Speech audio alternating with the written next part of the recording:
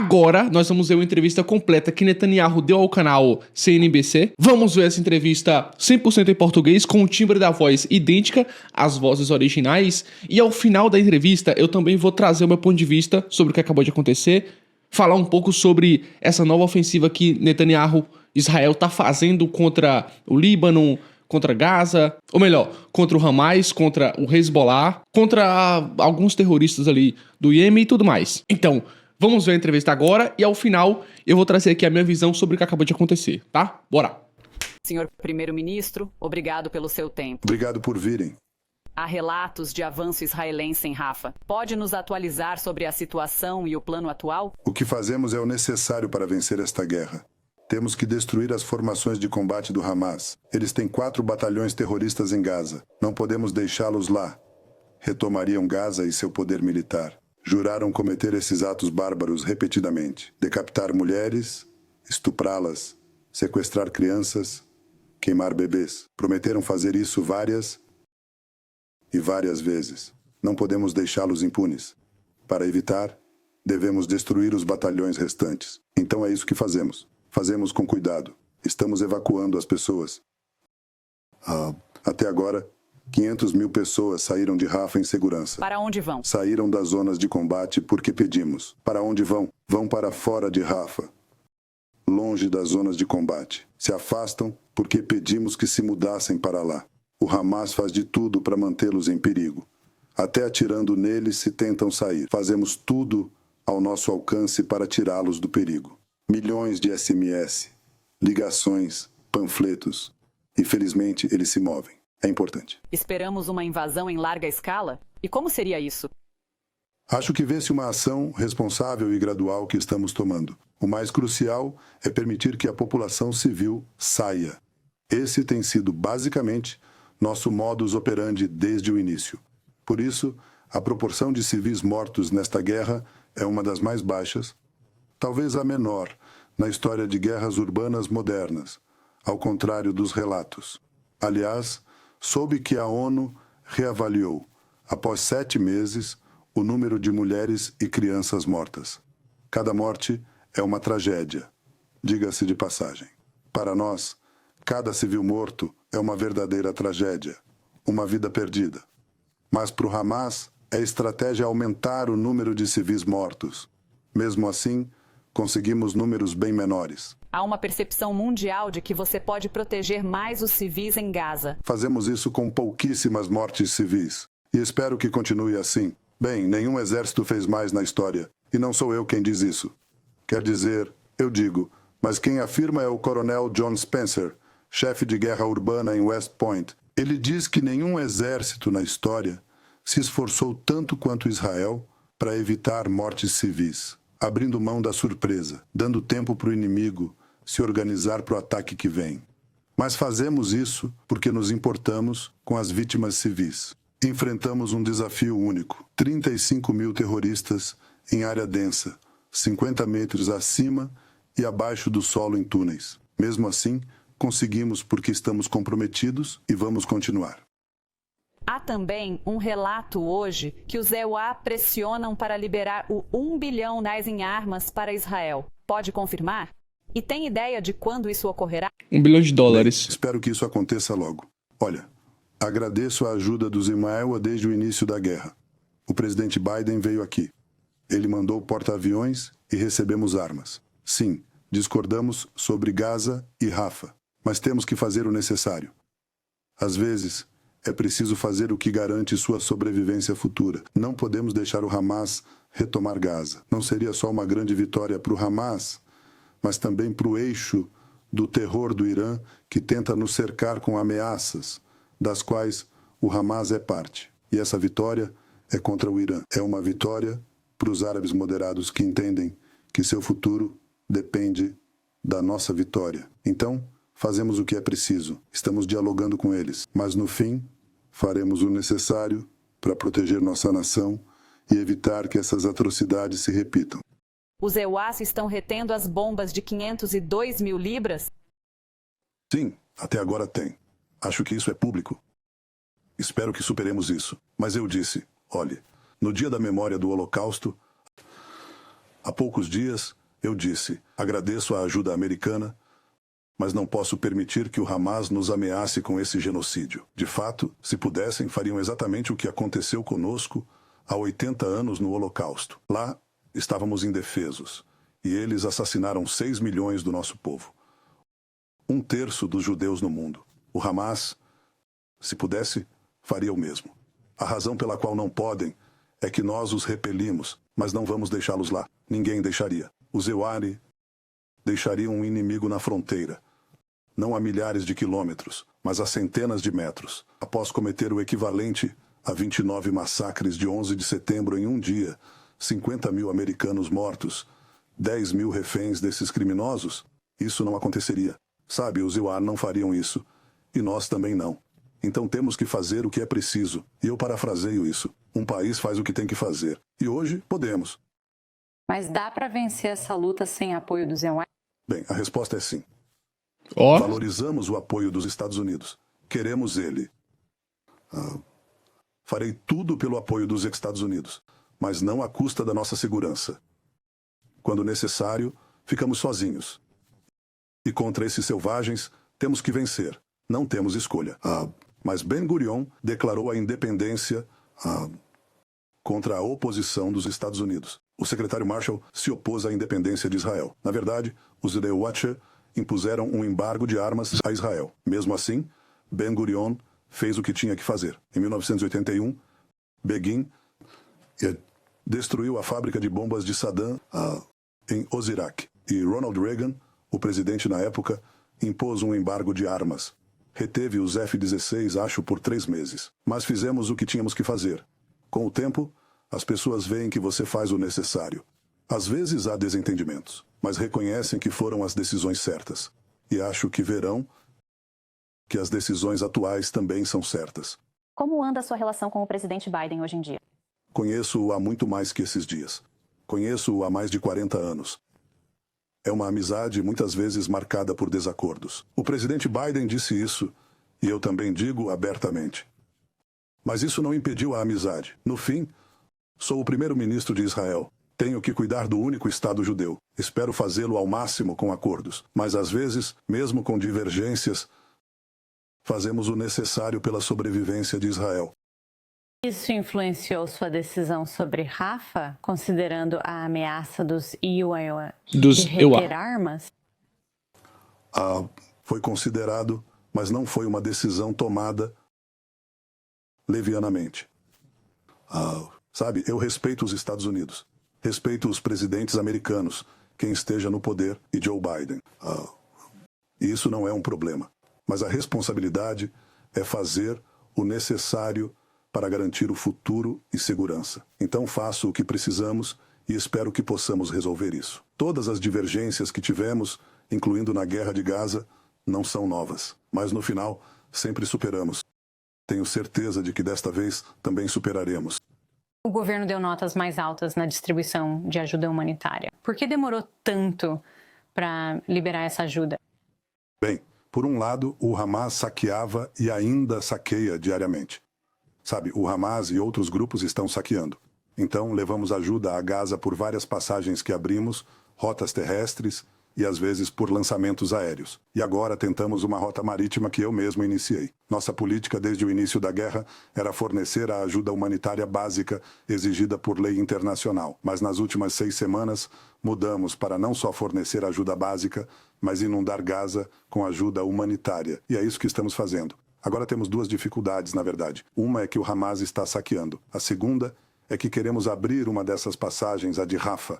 Queremos vê-la aberta. E certamente queremos que o Egito libere e garanta o máximo de ajuda humanitária por essa e outras travessias. Espero que possamos chegar a um entendimento com o Egito sobre isso também. Quando para o Rafah? Rafah ontem, se fosse possível, quer dizer, isso não é problema nosso. Não estamos atrasando a abertura de Rafah. Espero que o Egito considere o que digo, pois é bom. Ninguém deve fazer reféns os palestinos e eu não os faço. Acho que ninguém deveria fazer isso. Quanto à guerra... Não lutamos contra os palestinos, embora muitos apoiassem o massacre. Lutamos contra terroristas que o Hamas usa como escudo humano entre a população. E você disse que há mais 4 batalhões. Por isso estão mirando em Rafah, certo? Eu ia perguntar como anda a guerra.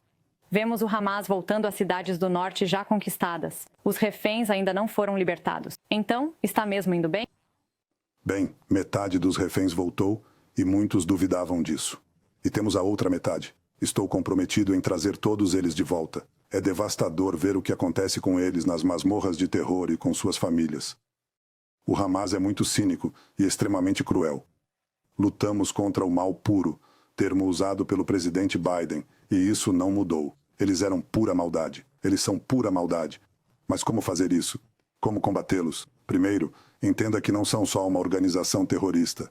Eles têm um exército terrorista. Têm batalhões organizados. Assim mantém estrutura de comando e controle.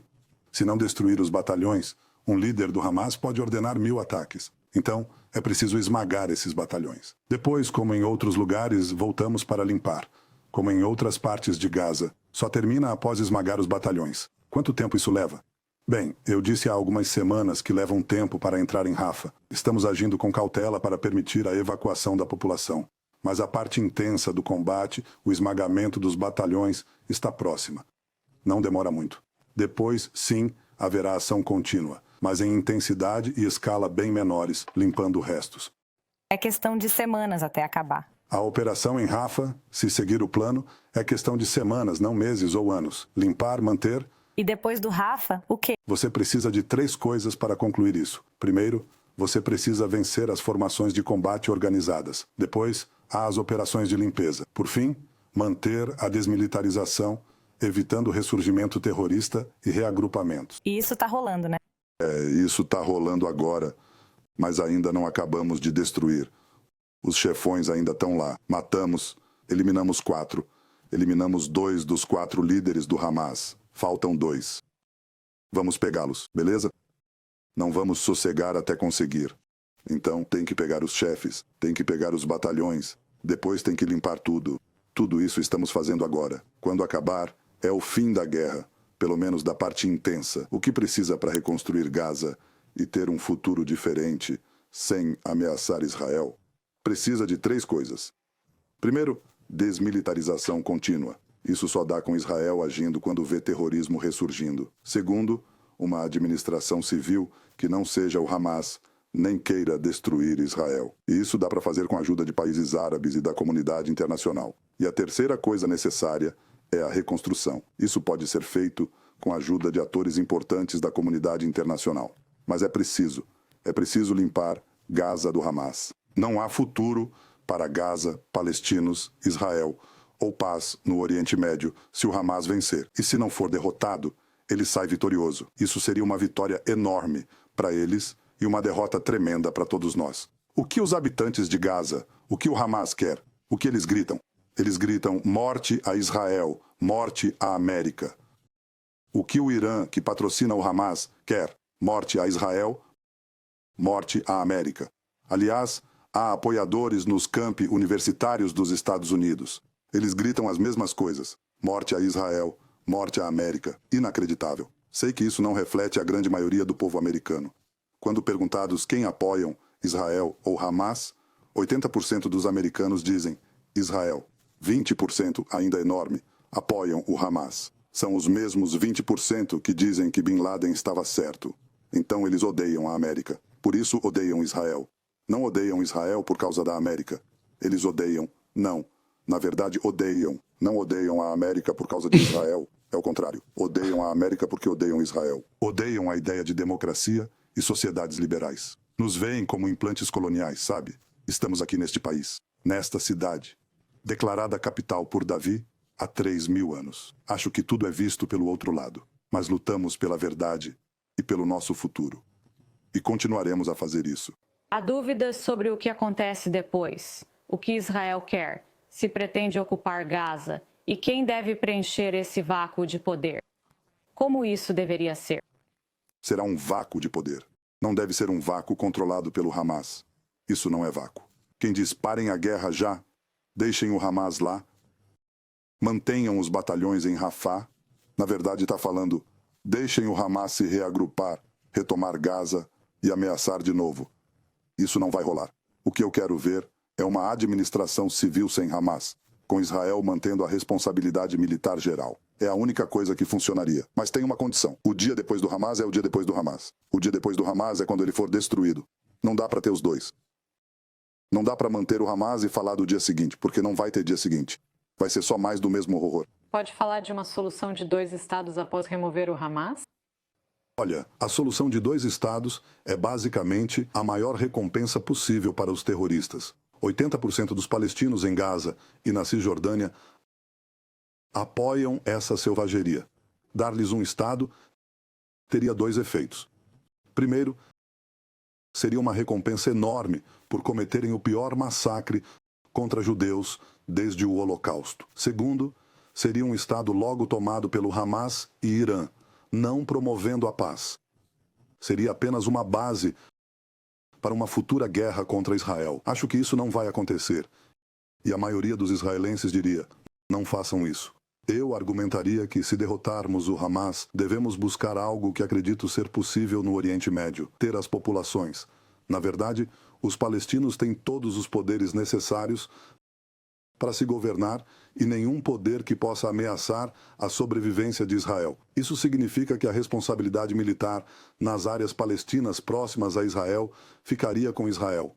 Caso contrário, o Irã volta. Sabe, saímos do Líbano, o Irã entrou com o Hezbollah, saímos de Gaza, o Irã entrou com o Hamas e a Jihad Islâmica. Se fizéssemos isso uma terceira vez, o mesmo aconteceria. Então isso não é bom para os palestinos. Não é bom para Israel. Não é bom para a paz. É ruim para o mundo. Não é bom para a América. Acho que essa fórmula que vejo, palestinos com poder de autogoverno, mas sem poder de nos ameaçar, é o certo. E isso, por necessidade, significa que certos poderes soberanos, principalmente a segurança geral, ficam com Israel. Acho que essa é a solução realista. Os Al-Qaeda ocultam informações sobre o paradeiro dos líderes do Hamas? Eu não acho. Pois um relatório sugere que tentam impedir uma invasão a Rafah. Não acho que isso seja verdade. Bem, a principal inteligência sobre palestinos, e acredite, num raio bem maior no Oriente Médio, é nossa própria. E claro, valorizamos a cooperação de inteligência. Os Estados Unidos frequentemente nos ajudam. Saiba que Israel sempre ajuda os Inaewa com muita inteligência, salvando vidas americanas em várias partes do mundo, especialmente no Oriente Médio. Israel é um aliado valioso dos Estados Unidos. Não acho que os Estados Unidos tenham um aliado melhor que Israel, e creio que Israel não tem melhor aliado que os EUA. Isso não significa que não temos desacordos. Você tem desavenças na sua família, senhor?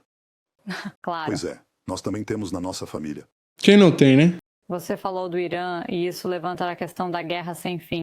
Como parar tudo isso sem deter o Irã, que financia o Hamas, o Hezbollah e outros? Bem, acho que você tem razão. Acho que no final temos que fazer isso. Temos que enfrentar o Irã e impedi-lo de apertar esse laço mortal que tentam pôr à nossa volta, começando pelo Hamas, Hezbollah no Líbano, Houthis no Iêmen e milícias xiitas radicais no Iraque e Síria. Eles tentam nos cercar e sufocar enquanto lutamos, começando com o Hamas em Gaza. Mas esta não é só a nossa luta, é também a sua, porque se conseguirem derrubar Israel, eles dominarão o Oriente Médio. E se dominarem o Oriente Médio, virão atrás de vocês em seguida. Eles dizem isso, sabe? Eles gritam, morte a Israel, morte à América. Querem não só conquistar o Oriente Médio, o que impedimos, mas criar mísseis balísticos intercontinentais com ogivas nucleares para ameaçar qualquer cidade do EUA. Acho que vocês não querem isso. Então, confrontar o Irã, conter sua agressão e impedir armas nucleares não é só interesse de Israel, é interesse dos islâmicos, é interesse dos Estados Árabes moderados que entendem, como nós, que também estão em perigo. Mas eles só correm risco de mudança de regime. Tirariam os atuais e colocariam seus fantoches no lugar. No nosso caso, não é só o governo que querem destruir. Eles querem destruir o país. Querem mais 6 milhões de judeus mortos. Quase 7 milhões. Felizmente temos agora. Não fico feliz em dizer que seriam destruídos. Não serão. Mas se pudessem, é isso que fariam. E não vamos deixar que façam. Então, onde isso deixa o Hezbollah? Porque, o quê? 80 mil israelenses foram evacuados ou deslocados do norte. Quão provável é que vejamos uma guerra na frente norte? Estamos comprometidos em fazer com que eles retornem. Eles saíram por causa do fogo de foguetes do Hezbollah e assim por diante na fronteira. Estamos comprometidos em trazê-los de volta, ou os trazemos de volta. Sem uma ação militar, por meio de esforços diplomáticos, ou com uma ação militar. Até setembro. Eu não quero anunciar datas, mas acho que o Hezbollah entende que não vamos permitir que isso continue. Então, há um caminho diplomático aí. Bem, depende do Hezbollah. Eles têm que entender que a alternativa é muito ruim para eles. Eu não acho que eles queiram. Acho que muitos ficaram surpresos com a forte resposta que demos ao eixo Irã, eixo do terror em Gaza. E eu acho que o Irã também ficou surpreso pelo fracasso de suas armas em penetrar em Israel. Eles estavam certos de que conseguiriam penetrar. Ficamos gratos pela assistência americana e internacional nisso. Mas o principal foram as tecnologias israelenses. Coisas sobre as quais não posso falar, que impediram isso. Mas também se alega que conseguimos surpreendê-los em outras questões. Portanto, acho que ninguém deve subestimar a determinação de Israel em se defender ou sua capacidade de fazê-lo, muito menos o Hezbollah. E quanto à sua própria determinação, há uma percepção de que você está prolongando esta guerra para seu próprio poder político. Sim, bem, eu não estou preocupado com meu futuro. Estou preocupado com o futuro de Israel. Li outro dia em um respeitado jornal americano, por um jornalista respeitado.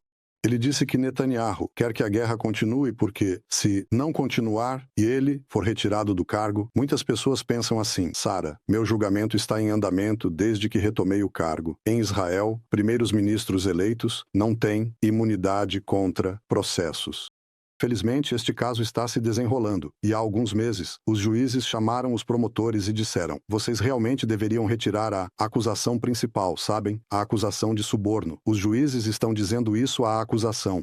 Então, não estou preocupado com o julgamento, estou preocupado com as provações e tribulações de Israel, e vou fazer o que eu tenho que fazer para terminar esta guerra. E, no que me diz respeito, poderíamos terminar isso o mais rápido possível, mas temos que fazê-lo, terminando a guerra, vencendo a guerra. Isso significa destruir aqueles batalhões. Você tem o apoio do seu próprio povo, porque estamos vendo protestos por milhares, exigindo um acordo, onde eles liberam os reféns, a qualquer custo. Bem, você sabe, o Hamas, você sabe, qualquer um que diga que devemos fazer um acordo a qualquer preço significa basicamente capitular ao Hamas. O que o Hamas diz? O Hamas diz: sim, você pode ter os reféns, talvez, a propósito, você pode tê-los, mas precisa parar a guerra, terminar a guerra, sair de Gaza e deixar o Hamas no poder, permitindo que eles reconquistem a faixa de Gaza, de onde cometeriam essas atrocidades. Repetidamente, não podemos concordar com isso. É isso que as pessoas precisam entender, mas eu não vou desistir de tentar trazer esses reféns de volta. E quando derrotarmos o Hamas, nós os traremos de volta. E eu acho que conseguiremos trazer alguns deles de volta antes. Mas você ainda sente que tem o mandato da população israelense. As pessoas não mentem. Quero dizer, você poderia ir às ruas e ver o vasto apoio que existe. E você não saberá disso, porque, você sabe, todo mundo está fixado nesses protestos que são financiados, organizados e assim por diante.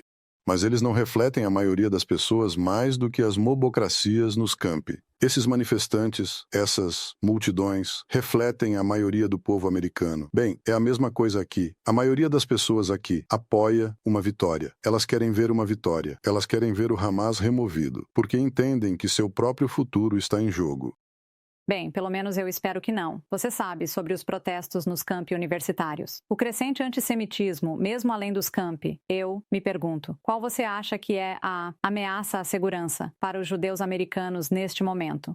É bastante sério. Quero dizer, estou conversando com meus amigos americanos que são judeus e eles estão dizendo: nunca vimos a América assim. E estou conversando com meus amigos não judeus que estão dizendo a mesma coisa. E eles também estão igualmente preocupados com isso. Mas eu acho que isso gera uma reação oposta. Fiquei tão profundamente comovido outro dia quando vi, você sabe, esses manifestantes, se é que você quer chamá-los assim, que estavam queimando bandeiras americanas. Acho uma universidade na Carolina do Norte. Retiraram a bandeira americana e hastearam no mastro uma bandeira palestina. E então, estudantes americanos, outros estudantes, chegaram. Eles retiraram a bandeira palestina, hastearam novamente a bandeira americana e então se posicionaram ao redor do mastro para proteger a bandeira americana. E eu fiquei tão profundamente emocionado porque essas pessoas realmente entendem que é nossa batalha comum. E quanto à economia, ela definitivamente sofreu um impacto como resultado da guerra. Como você planeja reverter isso, sem poder dar um cronograma específico sobre quando ela termina? Bem, eu acho que, ao contrário, o impacto que tivemos é relativamente pequeno, porque temos uma economia muito robusta. Eu liderei a revolução do mercado livre aqui há 20 anos, o que fez de Israel uma potência tecnológica no mundo. As pessoas estão investindo agora, e se forem inteligentes, irão agora. Porque, quando vencermos a guerra, também venceremos a paz e a economia. E as pessoas entendem que estou recebendo pessoas aqui que dizem: queremos fazer de Israel o centro. E um líder em IA, ou um dos 3 líderes do mundo. Já somos. Você sabe, estamos em 4º lugar. Estamos em 1º lugar em investimentos per capita em IA. Em 1º lugar, mas em termos absolutos, em um país de apenas 10 milhões, estamos em 4º lugar em termos absolutos em investimentos de fundos de risco em IA em Israel. Mas eu acho que podemos ir muito mais longe. Israel tem uma sociedade de inovação robusta. E o futuro das economias está baseado no progresso tecnológico. E na IA, estamos comprometidos em fazer isso. E estou dizendo aos seus ouvintes, agora, ao seu público, que o momento de investir em Israel é agora, porque vamos ter uma grande recuperação assim que esta guerra for vencida. E você deve estar lá, não no andar de baixo. As agências de classificação estão preocupadas com os déficits e os gastos militares. É isso mesmo. Estou te dizendo, eu já ouvi isso antes. Eu fui ministro das Finanças aqui no início dos anos 2000. Ninguém queria investir aqui. Tivemos uma intifada de terror, você sabe. E tudo isso, e as pessoas não acreditavam. Vamos fazer uma revolução aqui. Israel vai ser transformado de uma economia semi-socialista em um dos sistemas de mercado livre mais robustos e países tecnológicos do mundo. E eu disse, invista agora. Eu não acho que eles acreditaram em mim porque não acreditaram, mas aqueles que acreditaram fizeram uma enorme fortuna aqui, fortunas enormes. Há muitos bilionários em Israel, mas estou dizendo isso agora para você e para seu público. Estou dizendo a você, Israel será uma das sociedades tecnológicas mais avançadas e estará entre as 3 e talvez entre as 2 economias de IA, liderando as economias de IA no mundo. Isso vale muito dinheiro. Faça parte disso. Senhor Primeiro-Ministro, você tem sido um dos líderes mais vilipendiados nos últimos meses. No mundo, há ameaças de processo, de tribunais internacionais. Como você está lidando com tudo isso? Bem, estou lidando com isso porque não estou aqui por mim mesmo. Estou em uma missão. E a missão é proteger o futuro do povo judeu. E o povo judeu só pode ter um futuro se houver um Estado judeu. Sim, estamos em perigo, mas temos a determinação e o espírito para lutar e vencer. Ontem, visitei alguns de nossos veteranos feridos que perderam membros. É simplesmente inacreditável. O que eles dizem? Eles dizem, estamos esperando para ser consertados com uma perna artificial, porque estou voltando a lutar com meus amigos, com meus colegas, porque temos que vencer. E esse espírito é tão poderoso que eu sei que nada pode detê-lo. E o que estou dizendo a você é que, quando penso na vilificação, nas calúnias, nas mentiras, nas absurdidades que são direcionadas a mim, eu não acho que estejam direcionadas a mim. Estão direcionadas ao país e eu não sou uma exceção. Eu não represento minhas políticas ou as políticas das extremidades radicais do meu governo e toda essa narrativa ridícula. Eu represento a ampla maioria do povo judeu em Israel, e até mesmo muitos não-judeus. Os cidadãos árabes de Israel entendem que nosso futuro comum está em jogo. Precisamos vencer, e se eu tiver que suportar calúnias e vilificações, que assim seja, não é a primeira vez. Acho que seu pai deu aulas até os 100 anos. Por quanto tempo você planeja ser primeiro-ministro? Não até a idade de 100 anos, por favor. Não é. Veja, eu não planejo estar aqui. Não é meu plano, é o que o povo de Israel quer. E até agora, eles depositaram sua confiança em mim porque eu reflito o que acreditam ser a essência do nosso ser. Precisamos garantir que o que aconteceu no Holocausto não aconteça novamente, que a paz que começamos a formar e que eu liderei nos acordos de Abraão se amplie. Só será ampliado com a Arábia Saudita e outros. Se vencermos, se perdermos, ninguém estará interessado em nós. A vitória é essencial tanto para a sobrevivência quanto para a segurança, mas também para a paz e a prosperidade. Você faz alianças com aqueles que vencem. Você não faz alianças com os perdedores. E é por isso, entre outras coisas, que nós venceremos. Falando dos acordos de Abraão, você está em contato com Donald Trump. Não recentemente, mas acho que ele me enviou uma carta de congratulações quando eu fui. Acho que quando fui eleito... Então não, desde 7 de outubro...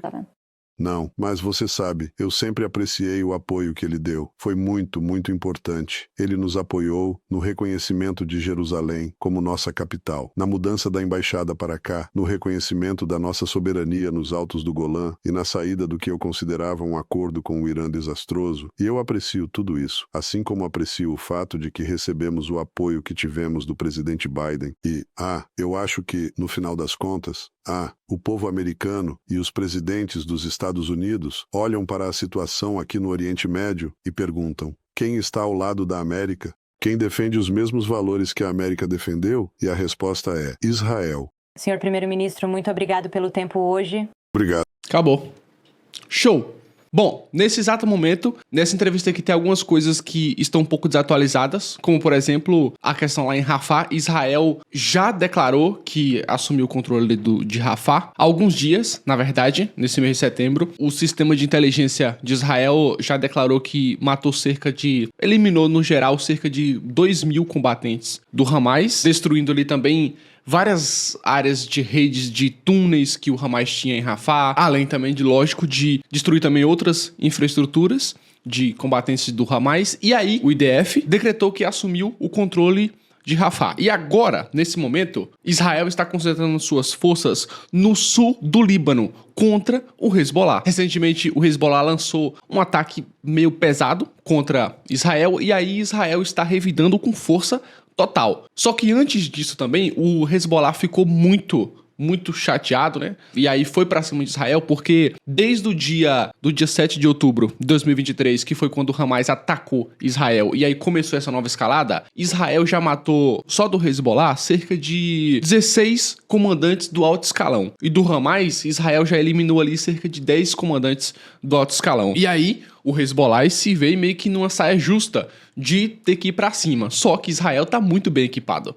Então, Israel já responde imediatamente ali com força total. E como Netanyahu falou, a missão realmente de Israel é eliminar o Hamas ali de suas fronteiras. Ele deu um exemplo que foi um exemplo bem cirúrgico ali, que ele falou o seguinte: bom, se fosse nos Estados Unidos, imagine que nos Estados Unidos, na sua fronteira ali, por exemplo, com o Canadá ou com o México, algum desses vizinhos atacasse e matasse ou fizesse uma destruição equivalente a, acho que 11 vezes, foi 11 ou foi 7 vezes, o 11 de setembro. Será que os Estados Unidos continuaria deixando esse inimigo ali em sua fronteira? Então, obviamente que não, né? Os Estados Unidos, com o poder militar, geopolítico e econômico que os Estados Unidos têm hoje, ele nunca deixaria. Então, Israel tá falando que, nesse momento, ele está agindo como qualquer outro país, que não deixaria o inimigo assim em sua fronteira, que a qualquer momento pode fazer outro ataque e uma destruição total, como o Hamas fez no dia 7 de outubro. Foi um exemplo interessante esse. E aí, Netanyahu, ele se apega nesses princípios, nesses valores, pra ir pra cima com força total. É muito difícil ele destruir, por exemplo, completamente o Hamas. Sempre vai ficar ali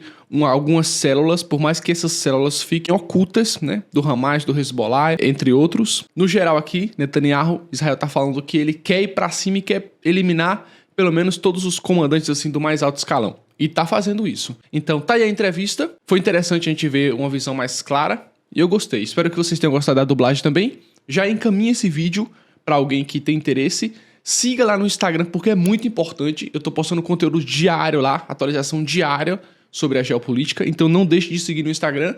E aqui você já sabe. Comentáriozão pra gente engajar aqui. E encaminhe esse vídeo pra alguém. Show? Um abraço e até o próximo vídeo.